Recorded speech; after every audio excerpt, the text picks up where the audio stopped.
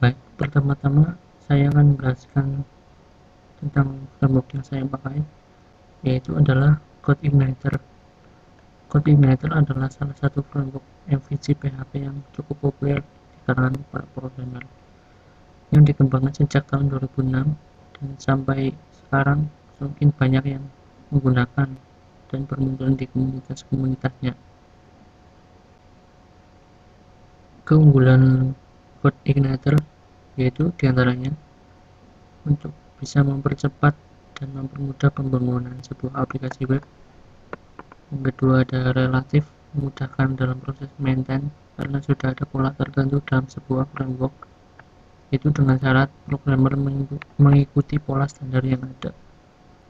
Yang ketiga, umumnya framework menyediakan fasilitas-fasilitas yang umum dipakai sehingga kita tidak perlu membangun dari awal.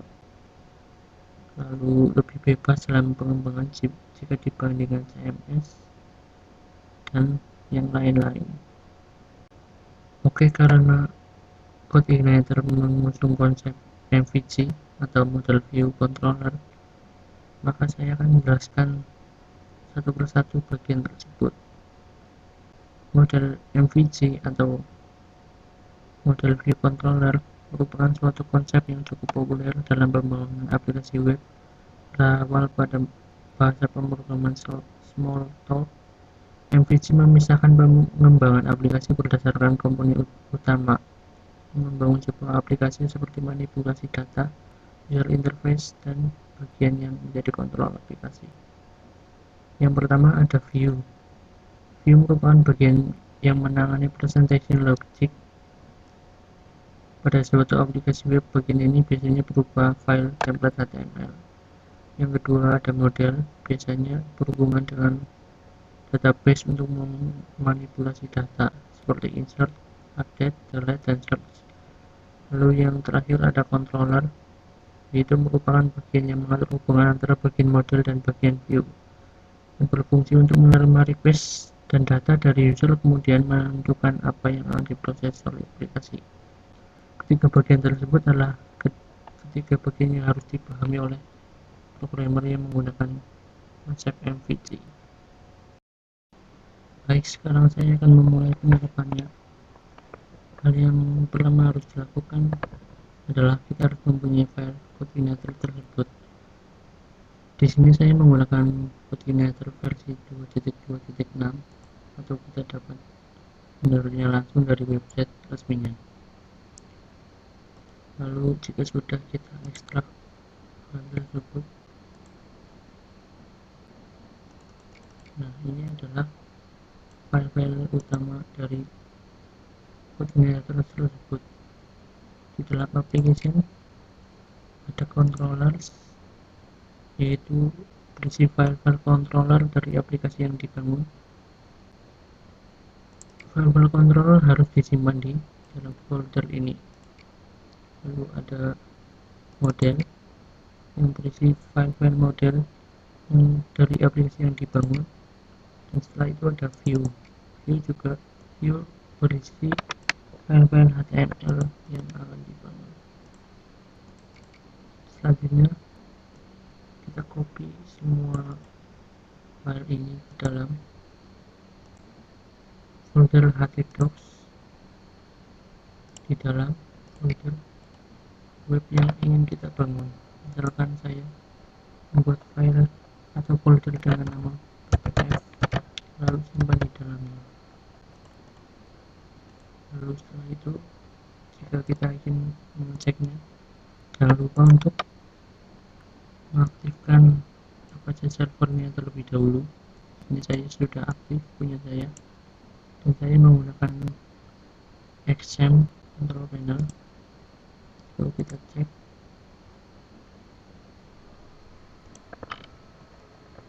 kita mengecek dengan cara mengetikkan localhost, lalu nama foldernya. Setelah saya membuat folder dengan nama ppf, maka saya panggil ppf. Nah, ini adalah tampilan default untuk CodeIgniter jika kita belum melakukan perubahan apapun pada CodeIgniter tersebut. Nah, setelah itu kita harus membuat file dengan nama htaccess, lalu simpan di folder yang tadi kita buat. Di sini ada file htaccess, kita copy saja, lalu kita isikan dengan kode-kode seperti berikut. Nah, ini adalah kode-kode untuk file htaccess-nya. File htaccess dibuat dengan kode seperti ini, tujuan agar kita tidak melewati atau tidak menghentikan terlebih dahulu file ini ketika ingin menjalankan web yang kita buat atau kita bangun. Selanjutnya kita save. Nah, seperti itu. Oke, untuk selanjutnya karena saya ingin membangun aplikasi dengan Bootstrap atau ditambah Bootstrap, maka hal yang pertama harus saya lakukan adalah mengedit file php.ini yang terletak pada exam php.ini. Itu cari, nah ini filenya. Kemudian kita edit dengan Notepad atau text editor yang lain. Kita cari tulisan nama short open text. Nah, ini sebelumnya di sini ada tanda semikolon, lalu kita hilangkan menjadi seperti ini, lalu kita save. Nah, setelah itu bagian yang paling penting, kita harus mengedit file autoloaded.php yang terletak pada application config autoload. Nah, kita harus mengedit helper tersebut. Kita tambahkan di sini itu URL, lalu kita save. Setelah itu kita membuat folder di dalam folder yang tadi kita buat. Kita buat folder dengan nama assets. Ini bertujuan untuk menyimpan bootstrapnya dan javascriptnya. Untuk CSS nya kita simpan dalam folder CSS, dan untuk javascriptnya kita simpan di folder CS. Jika kedua folder tersebut sudah siap, maka kita harus menyiapkan file bootstrap dan javascriptnya. Kita bisa dapatkannya di website resminya. Kita bisa download atau kita mendapatkan file tersebut dari link yang telah disediakan. Kita copy saja, lalu setelah itu kita masukkan di URL. Nah, ini adalah kode-kode yang sudah Bootstrap sediakan. Kita seleksi semuanya dengan cara Ctrl A, lalu copy. Setelah itu kita buka Notepad, kita paste di Notepad tersebut, lalu kita save.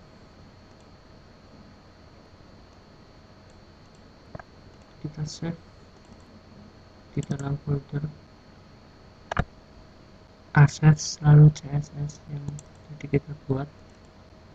Nah, di sini teman-teman kita namai sesuai nama yang ada di sini, jadi kita copy saja.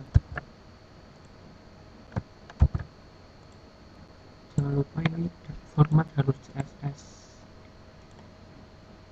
Nah, setelah itu di sini ada JavaScript, popper dan jQuery-nya.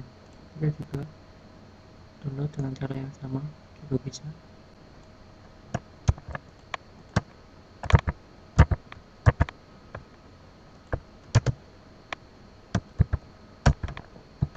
Kita buka Notepad lagi,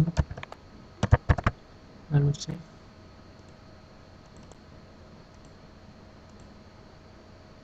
Kita namakan jQuery.js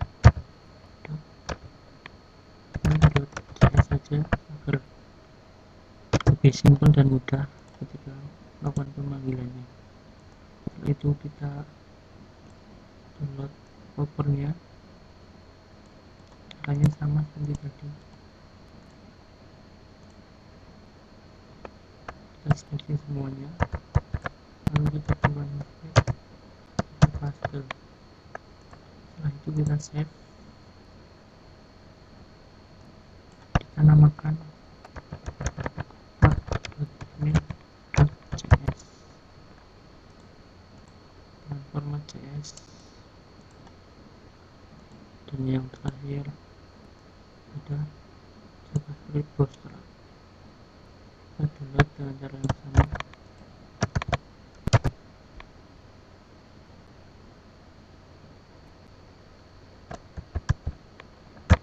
Kita jalankan Notepad, lalu kita paste dan save. Kita namai bootstrap.main.js. Ini adalah JavaScript-nya milik Bootstrap, maka kita harus menyimpannya dengan ekstensi atau format JS. Nah, semua bahan untuk Bootstrap sudah kita dapatkan. Nah, untuk aplikasi yang akan saya bangun itu adalah aplikasi atau web yang dapat menampilkan data dari database dan memasukkan data ke dalam database. Hal yang pertama kita lakukan adalah kita membuat database-nya terlebih dahulu, ini menggunakan program Navigate.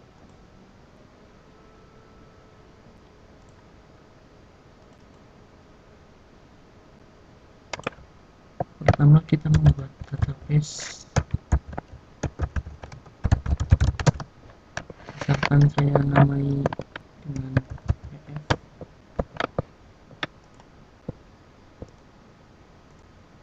Nah, ini sudah ada, lalu kita buat tabelnya.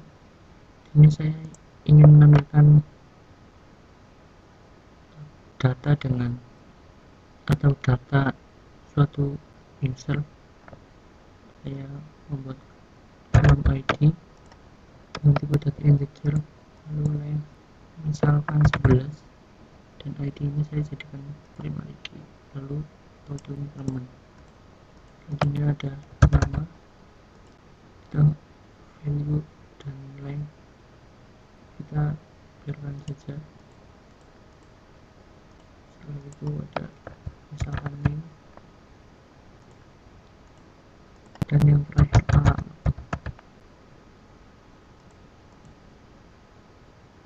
Keempat, data ini adalah yang akan saya tampilkan nantinya. Lalu kita save,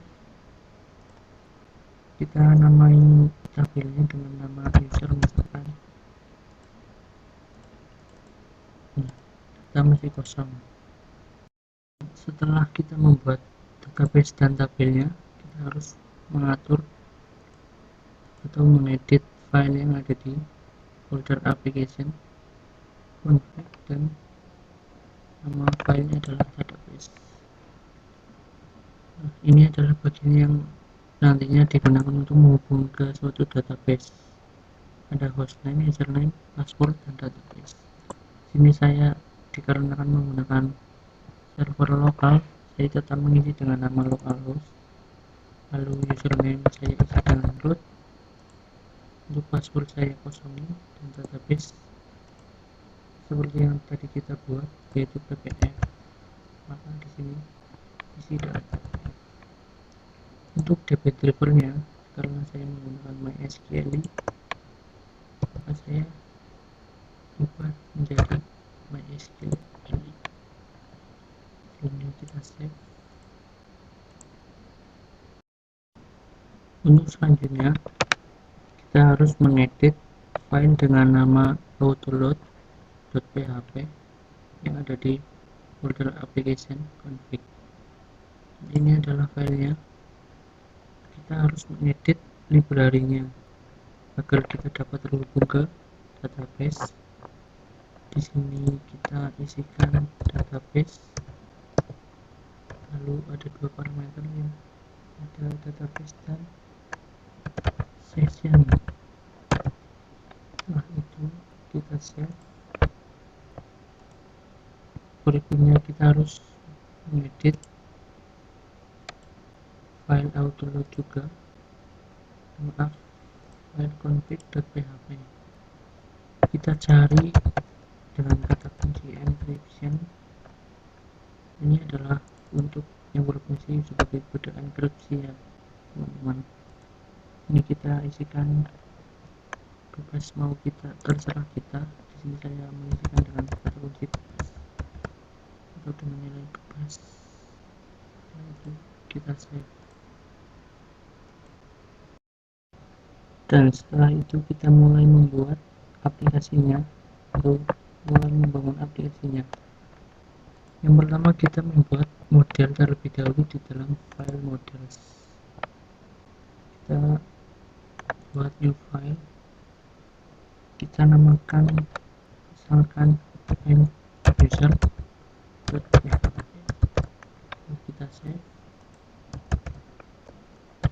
isikan dengan kode seperti ini. Kita buat kelas terlebih dahulu, nama kelasnya sesuai dengan nama file dan extendnya coordinator model. Setelah itu kita membuat variabel dengan nama misalkan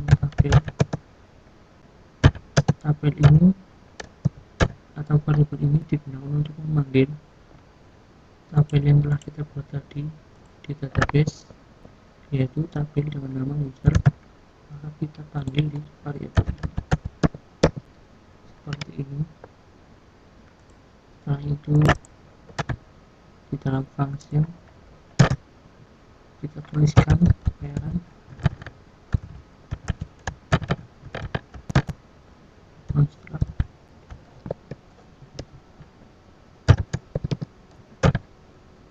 seperti ini. Setelah itu karena kita membuat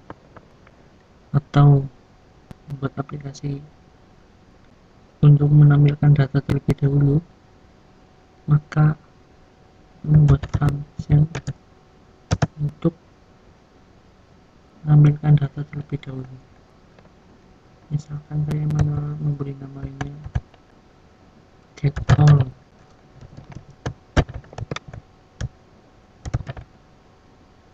Di sini kita bebas untuk memberikan nama fungsinya teman-teman. Setelah itu kita tuliskan kode seperti berikut.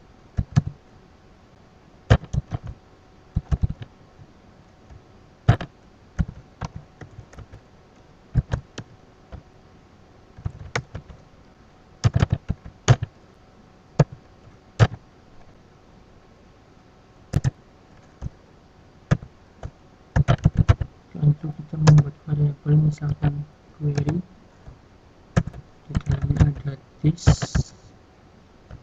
db, dan get.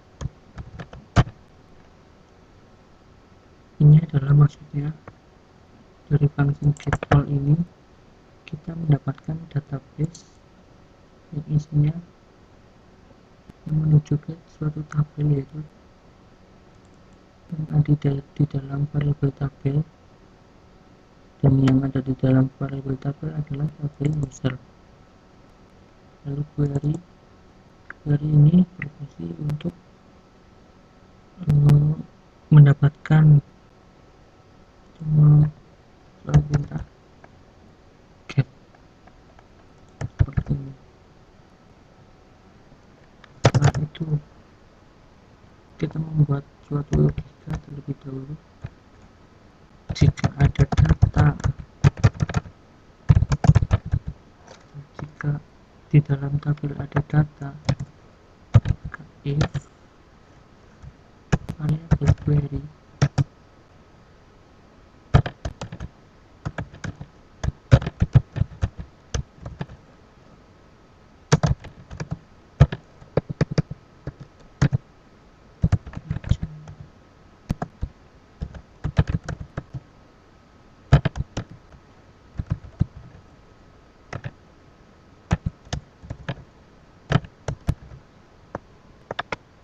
kondisi atau logika ini maksudnya adalah jika hasil dari query lebih dari 0, itu artinya jika ada data, maka kembalikan hasilnya sebagai hasil.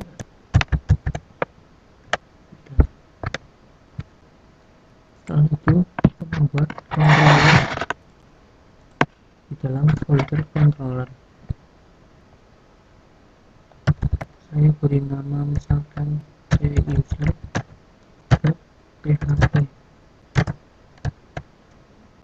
Kita isikan file tersebut dengan kode seperti berikut. Kita membuat kelas terlebih dahulu sesuai dengan nama file.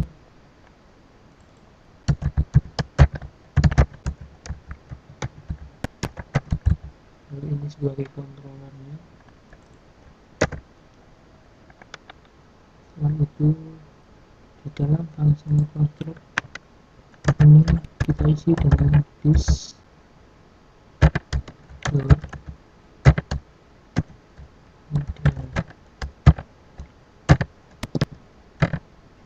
Nah, di dalam tanda kurung ini kita panggil model yang telah kita buat tadi, yaitu dengan nama muser.php.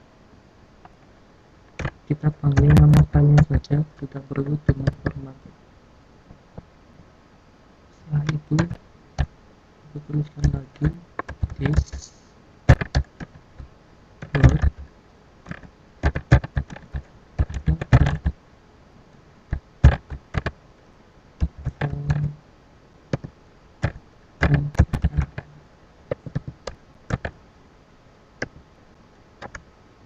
setelah itu kita membuat function public. Saya namai misalkan index, lalu variable data dengan nama key user, misalkan user ini berisi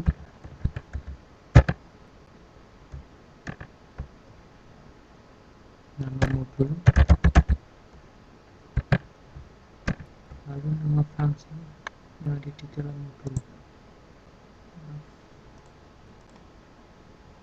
Nah, ini get on. Kita copy saja untuk menghindari kesalahan penulisan.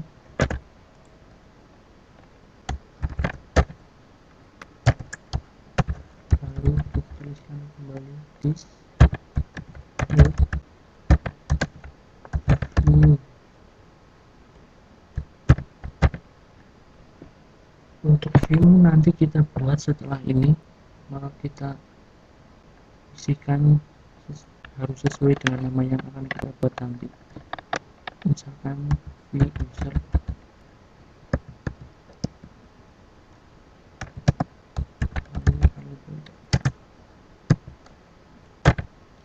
lalu kita save,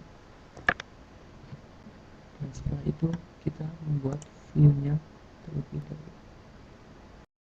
Setelah itu kita membuat view untuk tampil data tersebut di dalam folder view.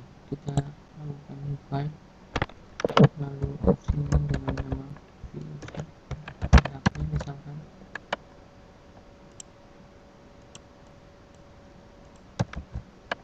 Kita membuat rangkaian HTML seperti biasa.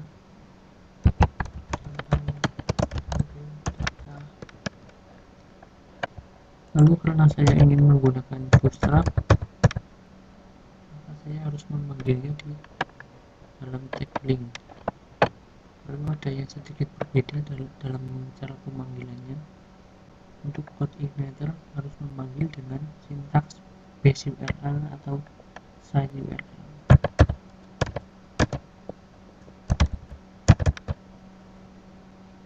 Di dalam tag PHP kita tuliskan echo lalu base URL. Nah, di sini kita isikan urutan direktori dari bootstrap tersebut yang berada dalam model CSS yang berada di dalam model assets. Jadi yang pertama kita tulis assets lalu CSS lalu nama file bootstrapnya.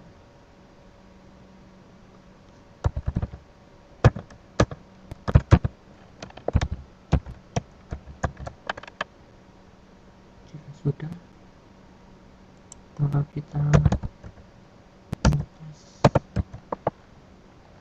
apakah sudah berhasil penempatan bootstrapnya atau belum.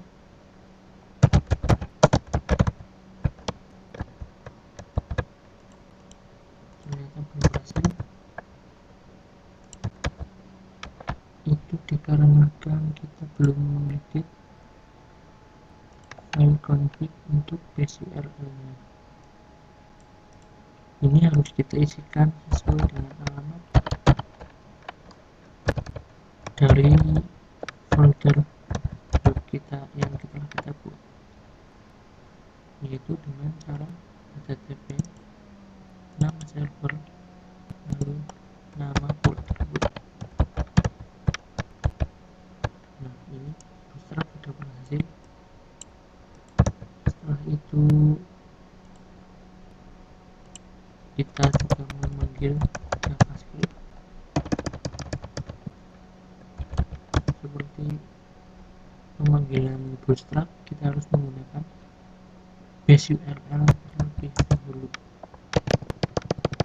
Ini saya kopikan saja karena saya juga menggunakan 2 atau 3 JavaScript. Echo lalu base URL berisi linknya.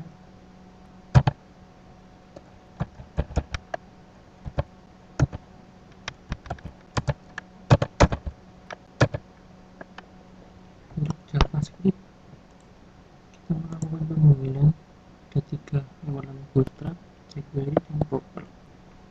Kita panggil semuanya.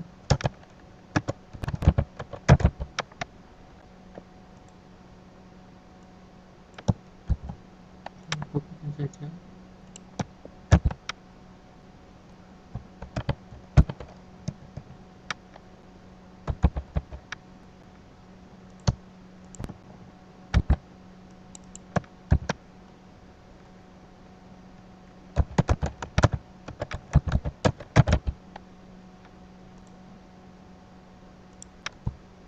Ini juga saya kopikan untuk mempersingkat. Yang terakhir adalah Popper. Kita save.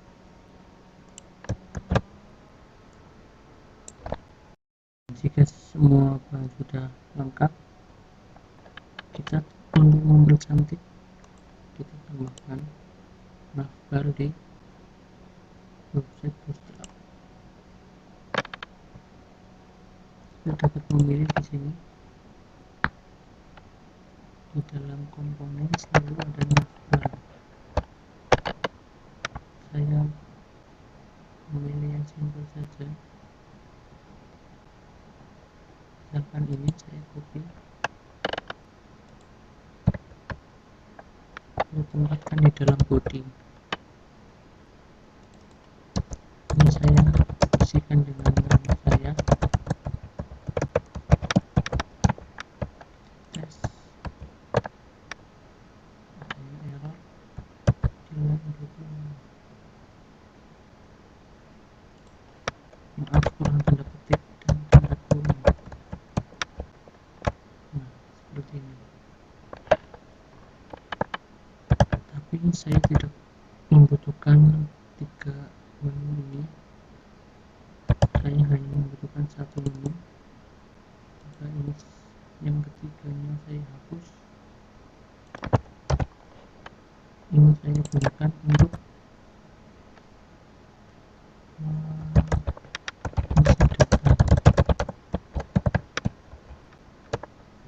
seperti ini. Saya ganti temanya menjadi hitam.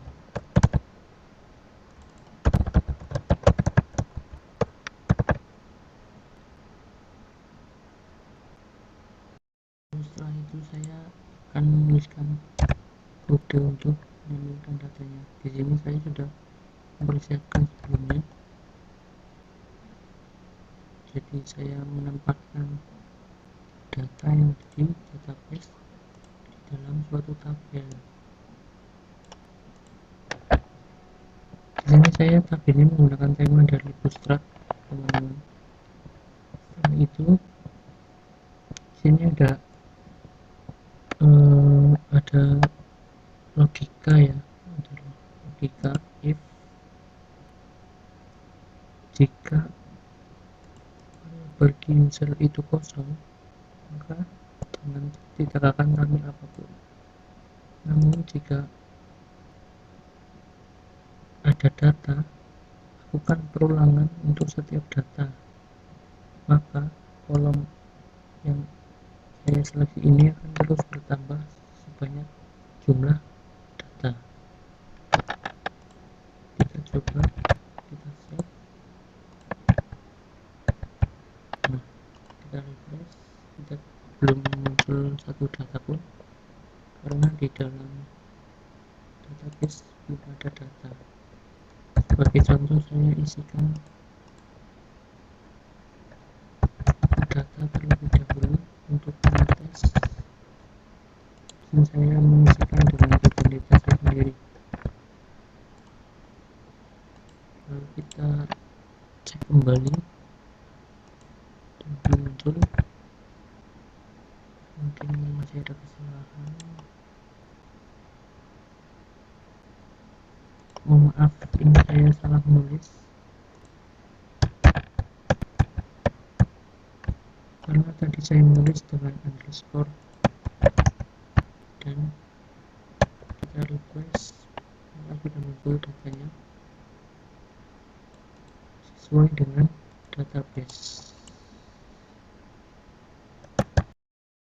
Selanjutnya, karena kita sudah berhasil menampilkan data di web kita, maka kita membuat halaman untuk mengisi data yang nantinya akan masuk ke dalam database ini atau tabel ini. Yang pertama, kita harus menambahkan function insert pada controller, teman-teman. File controller yang sudah kita buat. Nah, lalu kita membuat satu function dengan nama transform.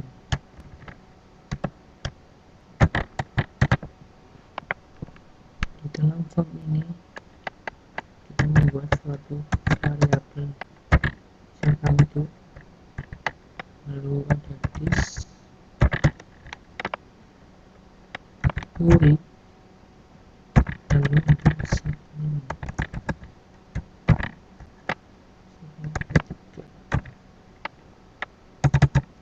Selanjutnya, untuk mengisi data-data yang ada di database, kita harus membuat variabel terlebih dahulu. Apa saja yang akan kita masukkan sesuai dengan keinginan kita. Yang pertama ada name, lalu ada nama dan alamat. Nama dan alamat. Untuk ID tidak saya ikutkan karena itu sudah auto increment. Dan selanjutnya tambahkan kode /s,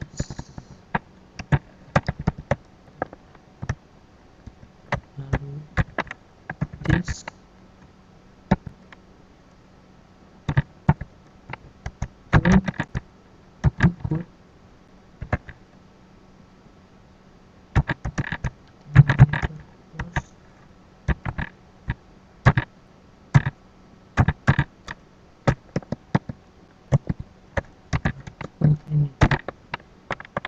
dalam post ini adalah nama input atau textbox yang nanti akan kita buat.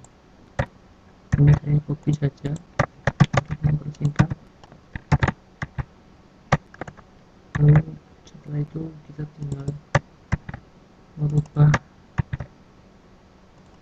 postnya.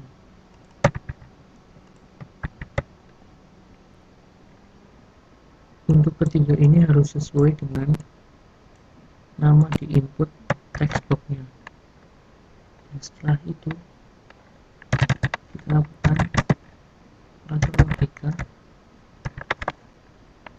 jika itu sama dengan head, maka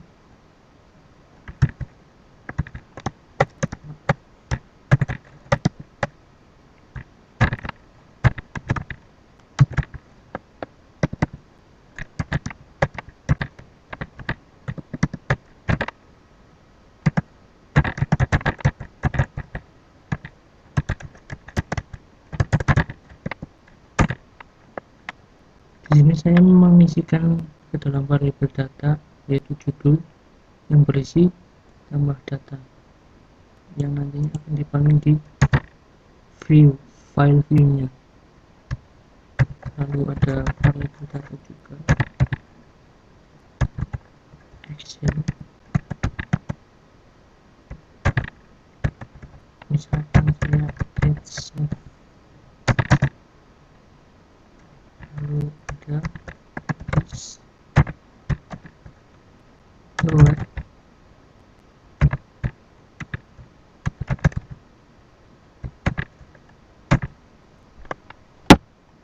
di dalam view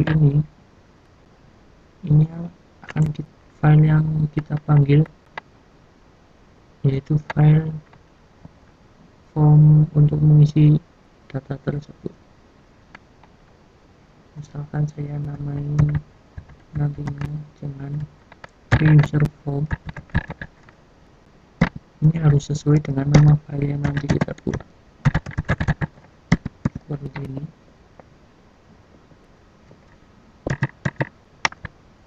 Selanjutnya ada else if,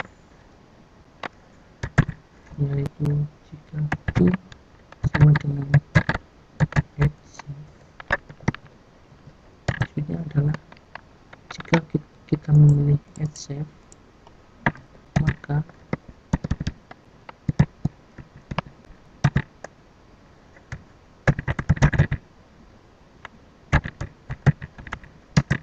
ada array yang akan kita isikan, yaitu ada main,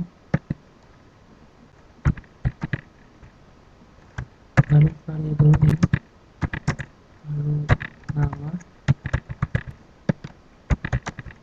lalu variabel nama, dan setelah itu ada alamat. Dari variabel alamat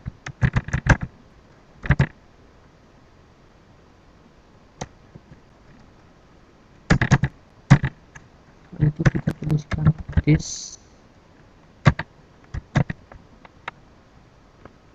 nama model yang telah kita buat tadi yaitu user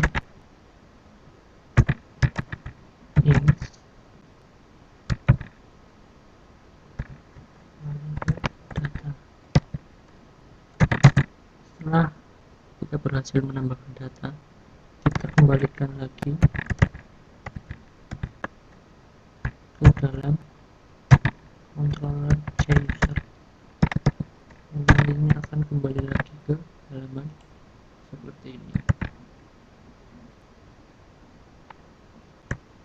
Setelah itu kita save. Setelah kita selesai membuat kontrolnya, kita lihat lagi file model yang telah kita buat tadi yang ada di folder models dengan nama muser.php. Kita membuat satu function lagi untuk yang berfungsi sebagai perintah untuk memasukkan data ke database. Sesuai dengan kontrol tadi, kita namakan fungsinya dengan nama ins.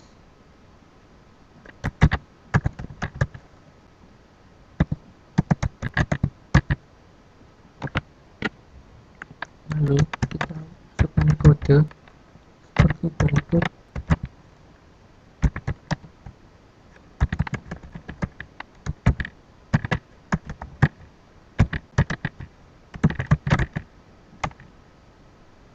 Tabel ini adalah variabel yang telah kita buat tadi yang menuju ke tabel user.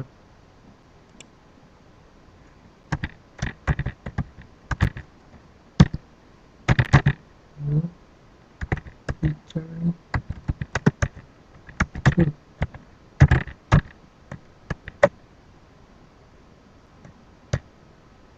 Lalu kita save. Nah, seperti itu. Setelah itu kita membuat tampilan view untuk form pengisian data. Sebelumnya saya sudah menyiapkan sintaks-sintaknya. Ini diganti menjadi nama data.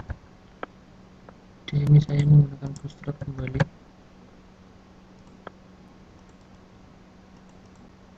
Saya atur terlebih dahulu. Nah, di sini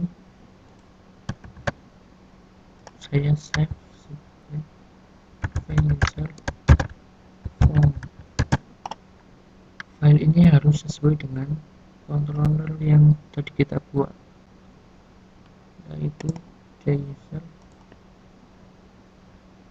dan ini adalah nama file yang telah kita buat sebelumnya, harus sesuai. Ini ada atau operator logika. Ini password saya gunakan karena untuk tabel sekarang tidak menggunakan password. Lalu action ada save, yaitu diambil dari controller yang telah tadi kita buat, yaitu save dalam action. Jika kita memilih untuk mengisi data, sini telah tersedia 3 variabel.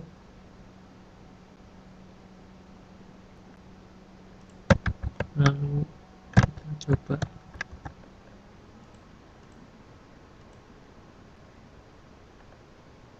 coba mengisi data.